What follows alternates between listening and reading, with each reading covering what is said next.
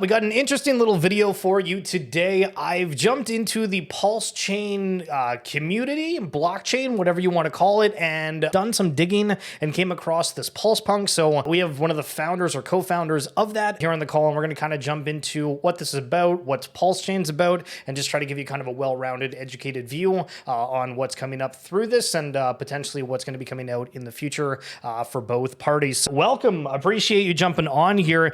Do you go by anything particular? Are you docs, not docs? Shill, good to be on, man. It's good to get time with you. Yeah, no, I'm an anon part of the PulsePunks team. PulsePunks was a NFT or is an NFT project on Pulsechain. We just also happen to be the first NFT on Pulsechain, and it's been a wild week or 2 weeks, so catching up on sleep and stuff. But yeah, I was just gonna say, obviously, for us to get to this point, connect, and we've been getting to know each other. Maybe start off to you first. How did you come across the project, and how do we end up here? Yeah, for sure. So I scroll on Twitter, and if anybody knows who Function is on Twitter, usually somebody who finds a lot of interesting things within the Web3 space. And I saw that he posted a thing about the first mint on Pulsechain, and I was like, ooh, I sacrificed some crypto for PLSX, which is one of the tokens on the Pulsechain network forever ago. And so we got those tokens obviously a couple months later. And so I had this newfound liquidity, and being into NFTs, that went super quickly, and I thought this was something that looked very interesting from the site, from just the idea. I mean, obviously there was like part of me that kind of wished, hey, if this would be slightly cooler if there was something that wasn't the punks. But why did you guys decide to go with the punks as kind of this initial launch? And I have no idea if you guys are doing more, but what did you decide, knowing that, hey, we want to be the first on this, to go with punks of all things? Yeah, absolutely. So we've been in build conceptually for over 2 years. When it started coming out, Richard Hart was talking about launching new L1 Pulse Chain, originally forking BSC, and then along the way ended up forking ETH 2.0. And so we just started talking because we invested in, I guess you could say, different L1s, NFTs on different L1s, different cryptos. And so, yeah, a couple of years back, we just started talking about what it looks like to build a chain from the ground floor, and what we've seen happen on a lot of other chains, and what types of projects, especially in the NFT space, have really grabbed attention and brought in a lot of investors, I guess you could say, Burgeoning investors from other chains, and help those new L1s towards adoption. And so, obviously, we led with Punks. We have an awesome team, uh, all family men, all people with real world businesses. And part of the reason we decided to stay in on it as a team, because we've been in crypto long enough to know there are some crazies. So just from a security side. But yeah, part of our team is also, we have OG Punk owners, we have Hex Day One OGs, we have, we are PLS Day One sacrificers, PLSX Day One sacrificers, and we're pretty heavy into this Richard Hart ecosystem, and so we knew that was going to be important. Here was the real point, was somebody was going to do it, right? We just wanted to make sure that it was done right and based on what this community values most. Because it would be really easy for a bunch of people to try to build a project out like Punks, which we knew was coming. We just wanted to make sure that it was going to be done right and truly protect the community, and be something hopefully new that speaks to the values that this community has. So, for anyone that might be new to what Pulsechain is, can you give a kind of quick breakdown about what it is and then how people can connect with it if they've not done anything other than just Ethereum? Yeah, absolutely. Richard Hart founded a project called Hex, and he's a pretty polarizing character within the crypto space. It's like a love him or hate him situation, and I did not love him when was first exposed to him. He was just extremely. He spoke with ultimate confidence, and was bold in his calls about different companies and what companies were going to fail and fall apart in the crypto space, and annoyingly, he just kept being right. Like he called the Bitcoin top on the day 2 cycles. And I started not being able to ignore, what he was doing and what he was obviously doing so well.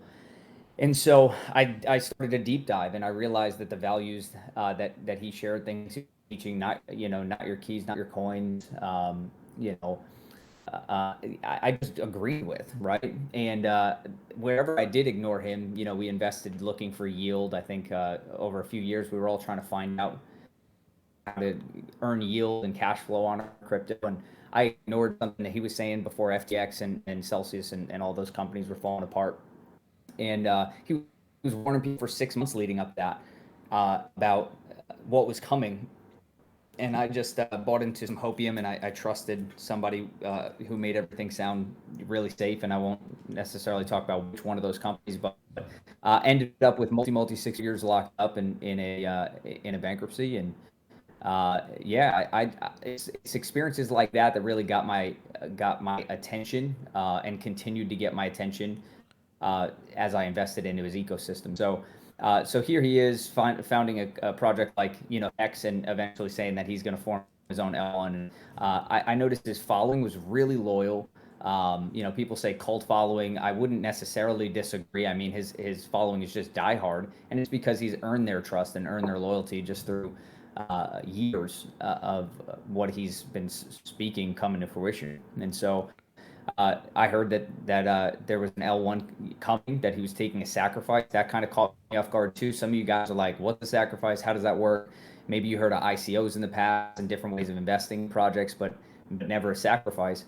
And he had the foresight pretty much to say, everything is at risk of being called a security, and that's what we're experiencing now. So many different projects.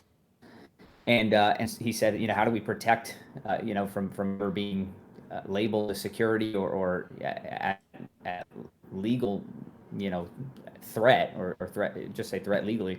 And so he basically said, well, I could just, tell people that they're able to donate if they want to just donate because they believe in something like free speech. Then hey, you could just sacrifice your coins, just give your coins away, and hey, when you do something good things come back to you. So maybe I would be airdropping people like that something in the future.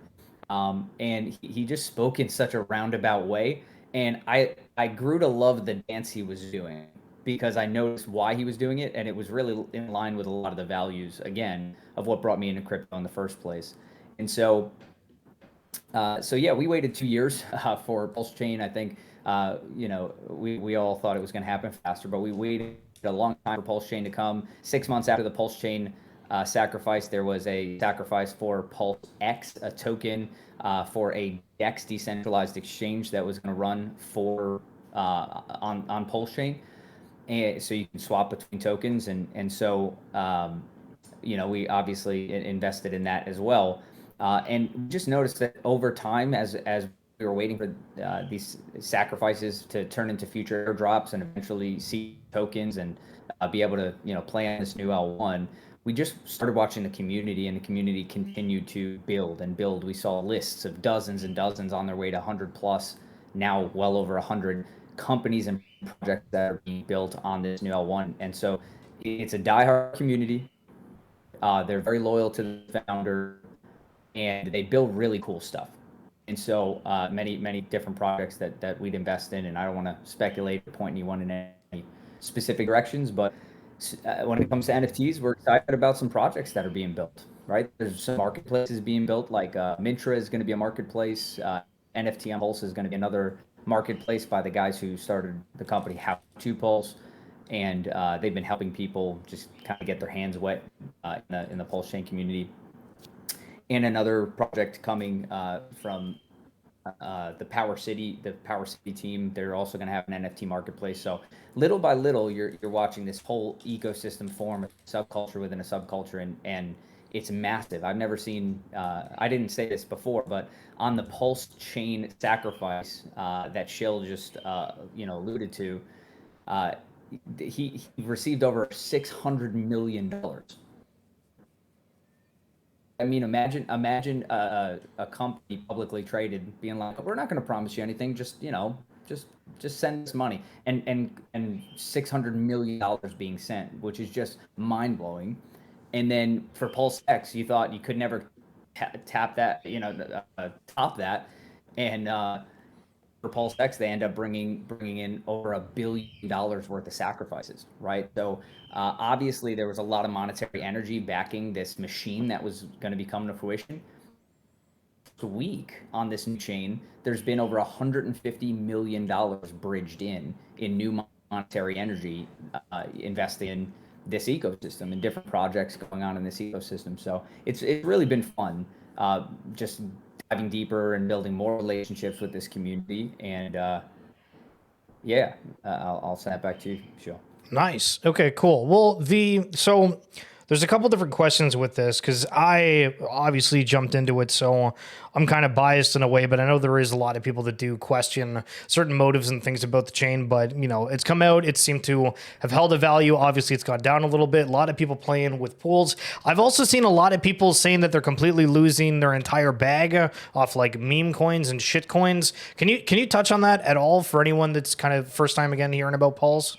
As you can imagine, when an entire ecosystem is built on someone saying, "Hey, I'm not going to promise you anything," there's a lot of people who are going to lick their lips and go, "Oh, this is great. We could build something of zero. Like, what if we build something of zero value and just tell people, I'm not giving you anything or promising anything?" So everyone gets excited about creating the next, SHIB or well, I won't say SHIB. That'll offend people. I'm not knocking SHIB. I'm just saying, all of the meme coins that didn't turn into doges and shibs and so on. So yeah, there's been a lot of that in the first week, and we knew that. We knew there's going to be tons of volatility, and our advice and the influencers within the Pulse chain community have been telling everybody, sit on your hands because there's going to be so many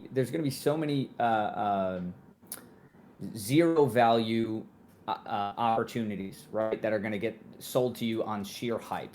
And so there's really no foundation. And so it's been meme coin city over in the first week on chain, and you're seeing a lot of things pump. If that's your thing, I mean, I don't judge if you try to catch a pump and pull some profits. I mean, everybody's got their style. It's really never been mine. But yeah, there's definitely a lot of that. My suggestion is, uh, aside from gambling and those of you who are listening and really wanting to, make wise moves and position yourself well long term for a new, on a new L1 and a new ecosystem.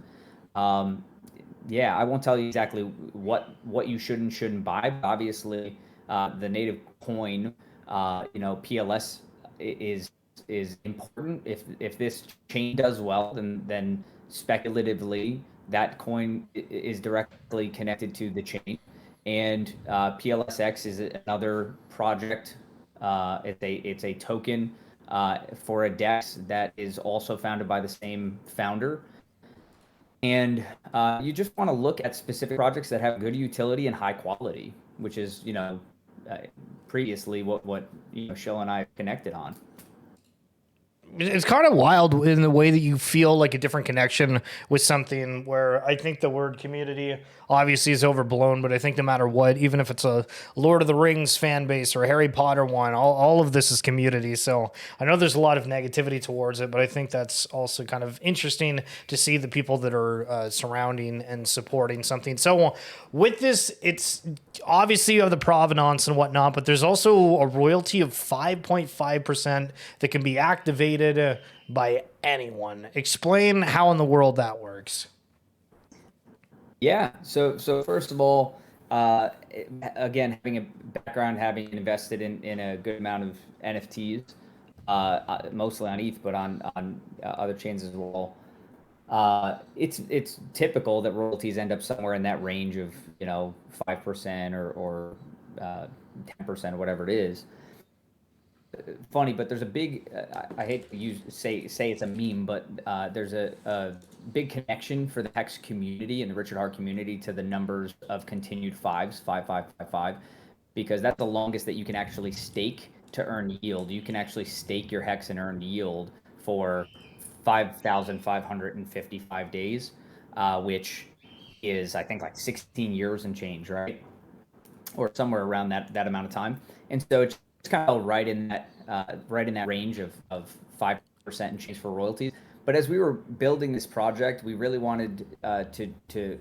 There was a question we kept asking ourselves, which is, if the community is the value, then how come something as simple as the royalties on a lot of these projects, which plenty of projects are very, very closely related to projects that they were inspired by or that they just flat out are you know, similar to, right?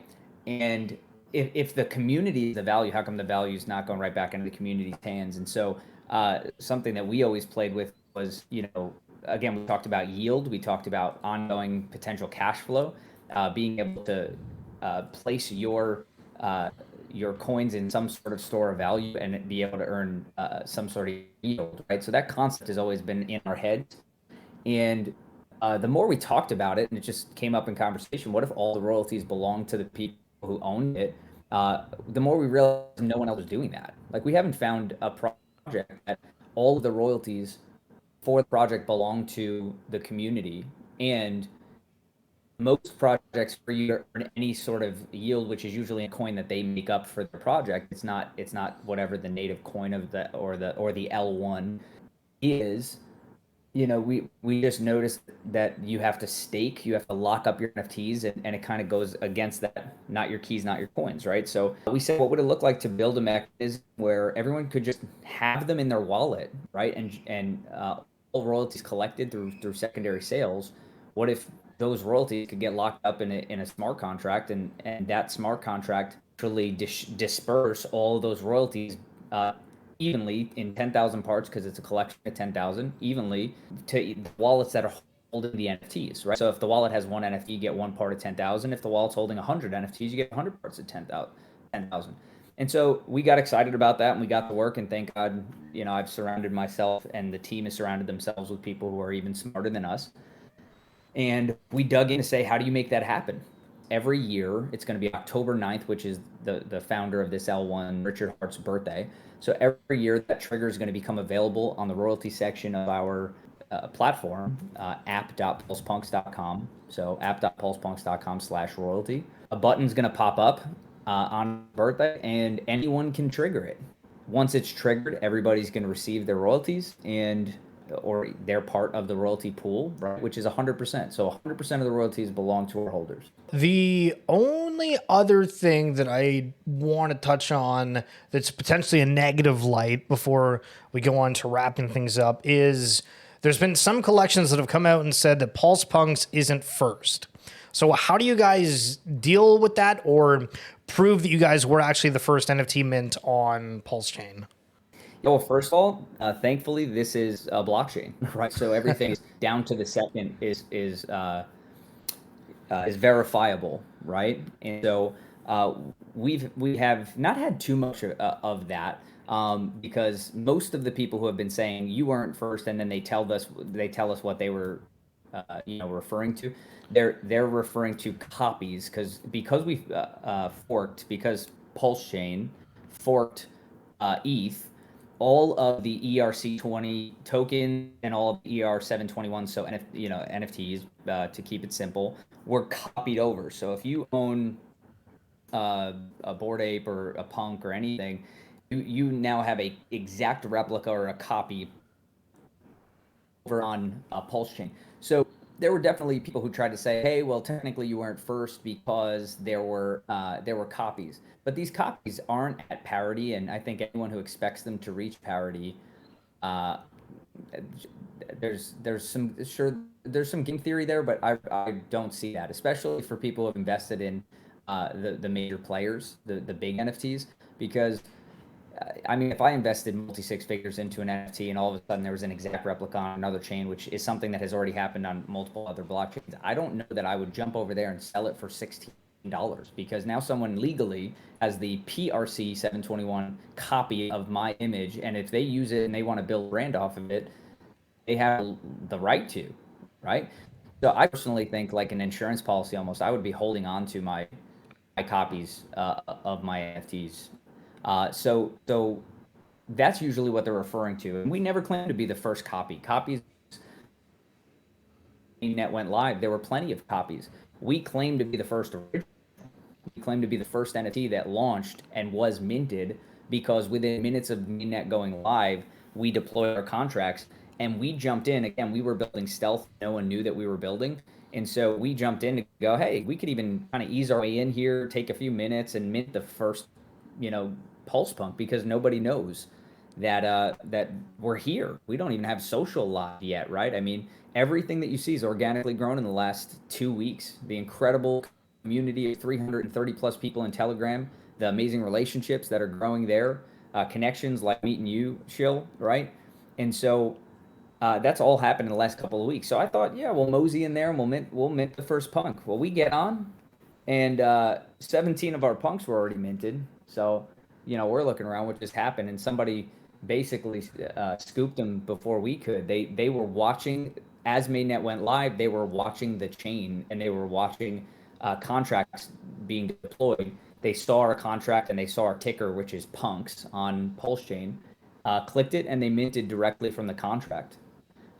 So we've actually met him. He's a now a part of the community in there, but he minted the first punk, and so yeah, we actually acquired the punk. That was a goal of the teams. It was well deserved, but that was Pulse Punk number 984, and he scooped a nice 40x on that. We got it for 40 million PLS. So congratulations to be a great guy in our community. That is absurd, but also why it pays to be technically savvy in this space. So, final thing that I'm wanting to wrap up on here is we've seen a lot of different ecosystems bloom, from the Flow ecosystem to just, obviously the massiveness of Ethereum NFTs to the Solana NFT coming around.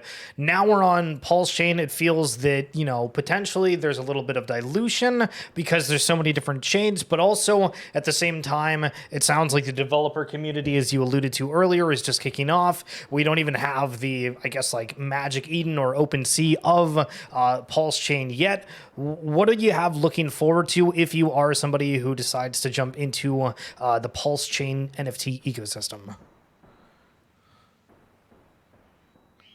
Yeah, I think there's lots to look forward to. I don't want to speculate about, again, any projects, investments, or I know in conversation like this, sometimes when you go, oh, this is going to be great and that's going to be great, that people hear words and they turn that into investment choices. And so we're very careful with that. So I'm not necessarily saying that there's anything specific to invest in, but here's what I am saying. We haven't seen before an L1 launch with $1.5 billion worth of monetary energy already contributed, in before it even goes live. And if it was gonna stop there, my logic says that, in my opinion, this is just, a guy on a computer giving his opinion. I believe that if it was gonna stop there wouldn't have been, over $100 million fighting to get onto the chain within the first week. And that's through, we had bridging issues, so it was taking people 2 and 3 days that they were sitting pending before their money was able to even clear onto the chain. And so there was just a listing for the L1 PLS on, I believe, OKX, one of the exchanges. And so I think there's a lot to look forward to. I think there's a loyal community with really bright minds, and the people that we've connected with already. And it's, a niche on chain right now is NFTs. And we've created really awesome relationships, and everybody's just excited about building together, growing together, learning together. And you could feel the loyalty and relationships building already. So I would just say, do your own research, dig in, check it out. If you want to connect to Pulse Chain, then pulsechain.com has a simple link there so that you can add the Pulse Chain RPC to your MetaMask, so that you can start playing on chain and checking out some products. But Twitter is a great platform, and people are easily available. You might notice some of the influencers within the Hex and Pulse Chain community are slowly starting to take on our PFPs. So you might notice some consistency there, and we're excited about that. So yeah, I look forward to meeting whoever it is that chooses to uh, join this community and deep dive and learn more. And you don't have to invest to learn more. I would say the greatest investment you could put into this chain, this community, is time. And through what you learn, hopefully you feel confident about where you are going to point your money in, and that even goes, to our project. For sure. Okay. Well, I appreciate you jumping on here. I thought this was going to be 10, 15 minutes. We're almost up to a half an hour now. So if you've stuck through the entire video, I appreciate the hell out of you. And thanks for taking the call, boss. And maybe we'll do it again sometime soon. And hopefully at the sell. And just to mark right now, the marketplace is at 282 owners with 1,530 mints. So this is on, I don't even know what day. This is May 26th. So this could be history. This could not. Who knows? But appreciate you jumping on. Absolutely, it's great to be on with you. And I didn't mention the actual website. You want to learn about us? Go to pulsepunks.com, and all the info is there. Who we are, what we're about as a organization, as a community. And Mint is live, Marketplace is live, 0 fees. So Rarity is already up and live. So we're kind of the only place to play right now on Pulsechain. So come check us out.